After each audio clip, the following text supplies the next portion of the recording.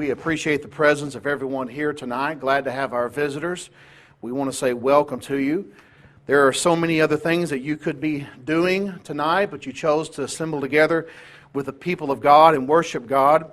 We believe that you couldn't have made a better choice than to assemble together with God's people and worship God. And so we are glad that you are here. If you have any questions about our faith and practice at the Royse City Church of Christ, feel free to ask us, and we will turn to the Scriptures for an answer. Tonight, very briefly, and I say very briefly because my throat is beginning to hurt a little bit, and I've been preaching longer sermons here lately than normal. We're going to talk about some things that we can use practically every day to help us improve ourselves as Christians. I want to talk about 7 things that we can do on a daily basis to improve ourselves as Christians. We all want to improve ourselves. You wouldn't be here tonight if you didn't want to improve yourself. We all wish to get better, to improve ourselves as the disciples of Christ. And so let's look very briefly tonight at 7 things that we can do on a daily basis that will help us in small steps to be better people. Number 1, choose to do something for someone else every day. You know, sometimes if we're not careful, we can become very selfish people in which we focus on ourselves. We need to be people who are selfless, that we're willing to help those who are in need. We can become self-absorbed if we're not careful. We kind of collapse in on our own little world and our own little family, and we forget to help those who are in need. Let's choose to do something for someone else every day. Galatians chapter 6 and verse 10, Paul says, when we have opportunity, let us do good to everyone, especially those who are of the household of faith. When we have those opportunities, and those opportunities sometimes present themselves on a daily basis, let us do good unto all people, but especially to Christians, especially to those who are of the household of faith. So there is something every day that we could do for someone else besides ourselves, and that will help us to be better people. Number 2, choose to grow in God's grace and knowledge every day. God wants us to grow, as we said at the very beginning of this sermon. He wants us to improve ourselves. He desires us to be better people, making the most of the time that we have. Ephesians chapter 5, verses 15 through 17. We are to redeem the time because the days are evil. We're to make the most of the time that we have because, as James says in James 4 and verse 14, our life is like a vapor. We're only here for a short time. Whether it be 70, 80, 90, maybe even 100 years, compared to eternity, it's only a short time. And therefore, we need to take the opportunities that we have to grow in God's knowledge and God's grace. This is something that's commanded of us. 2 Peter chapter 3 and verse 18. Peter, through the inspired pen, says, grow in the grace and knowledge. We're commanded to grow. And it's crucial for us to do that. And that will help us to avoid the spiritual problems of being immature. Hebrews chapter 5, verses 12 through 14. 1 Corinthians 3, verses 1 through 6. God does not want us to remain spiritual babies. It's okay to be a spiritual baby when we are newborn into the family of God, when we're baptized into Christ and we are newborn in Christ. That's understandable. But He wants us to grow. He wants us to feed upon God's Word that we might grow and reach forward to maturity. So we should take every opportunity every day to grow closer to the Lord. James chapter 4 and verse 8, James says, draw near to God and He will draw near to you. See how that works? Our responsibility is to draw near to God and He will draw near to us. Number 3, closely related to this, choose to read and study God's Word every day. We cannot grow in the grace and knowledge of Christ and of salvation and of the things of Christianity unless we read and study God's Word every day. And we should take the time every day to study God's Word. And we have to understand that man does not live by bread alone, as Jesus said in Matthew chapter 4 and verse 4, but by every word that proceeds out of the mouth of the Lord. We need to have that hunger and the thirst spiritually for the Word of God as we have a hunger and thirst physically for water and nourishment and for food. We have an abundance of food, as you could tell by looking at me. We have a plenty to eat. And we should have that desire to eat for ourselves physically. We need to have that same desire for food in the spiritual realm. Job, the scripture reading, Job chapter 23, verse 11 and 12. Notice what Job said. Job 23, verse 11 and 12. My foot has held fast to his God's steps. I have kept his way and not turned aside. Verse 12. I have not departed from the commandment of his lips. I have treasured the words of his mouth more than my necessary food. Treasuring God's Word, Job is saying, like we treasure food that it's important to us for our physical life. Therefore, we need to understand that we have to receive the implanted Word of God that we might grow thereby. James chapter 1 and verse 21. And so we need to make an effort every day to spend time in God's Word. Make that a habit. There are certain things that are good habits and there are certain things that are bad habits. We can develop a good habit of studying God's Word each and every day. And that will be a part of our life. And by doing so, we will grow. Number 4, choose to pray constantly throughout every day. Pray constantly throughout every day. God communicates with us through the Word. It is through the Scriptures that He speaks to us. And the key for any relationship to work is communication. We must communicate to God in prayer. We speak to God in prayer. Listen to the words of King David. Evening and morning and at noon I will pray and cry aloud, and He shall hear my voice. Psalm 55 and verse 17. Did you notice what he said there? Evening, morning, and at noon. That means all day long. All day long I will pray to the Lord, and He shall hear my voice. God never gets tired of hearing from His children. We're told to pray without ceasing. 1 Thessalonians 5 and verse 17. And therefore we need to have this attitude in which God wants to hear from us, and therefore I desire to speak to Him. We can come with confidence before the throne of grace.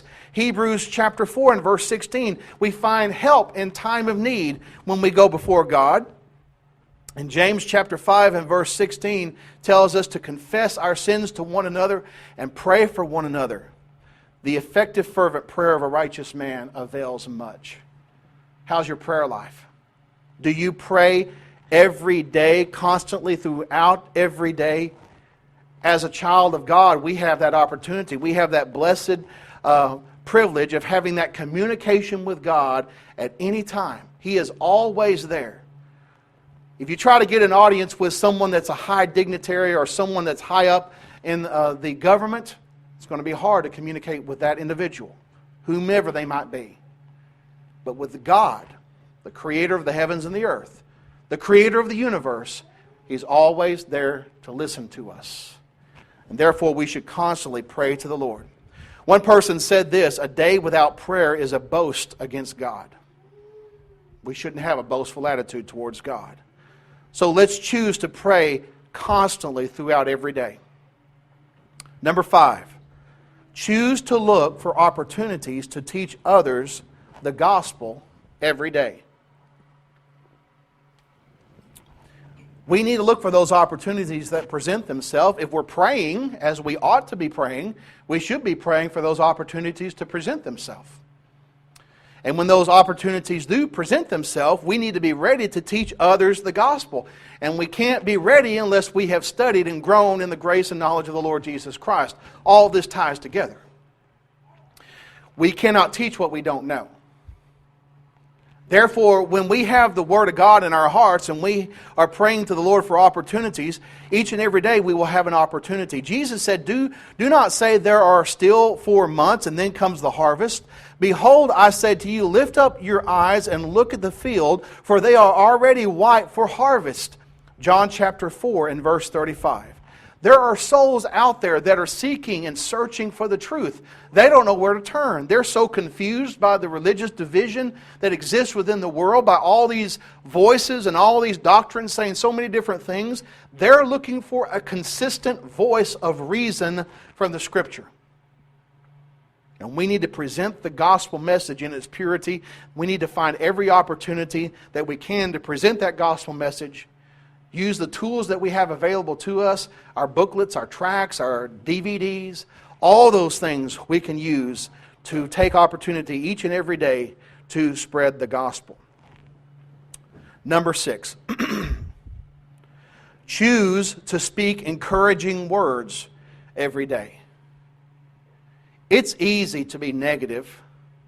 I have a problem sometimes with being negative. It's easy to be cantankerous. But we need to be positive. Speak encouraging words every day. In Proverbs it says, a word fitly spoken is like apples of gold and settings of silver. Proverbs chapter 15 and verse 1.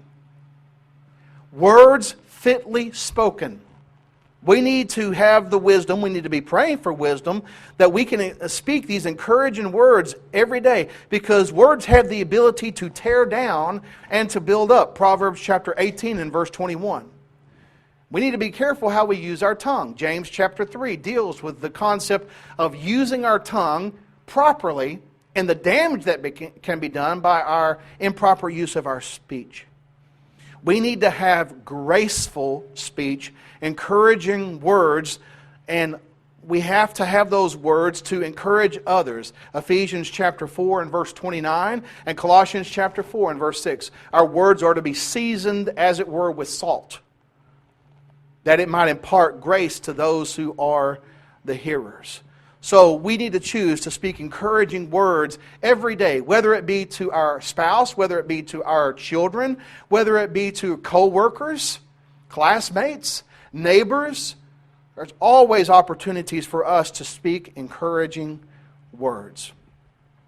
And finally, number 7, choose to be joyful every day.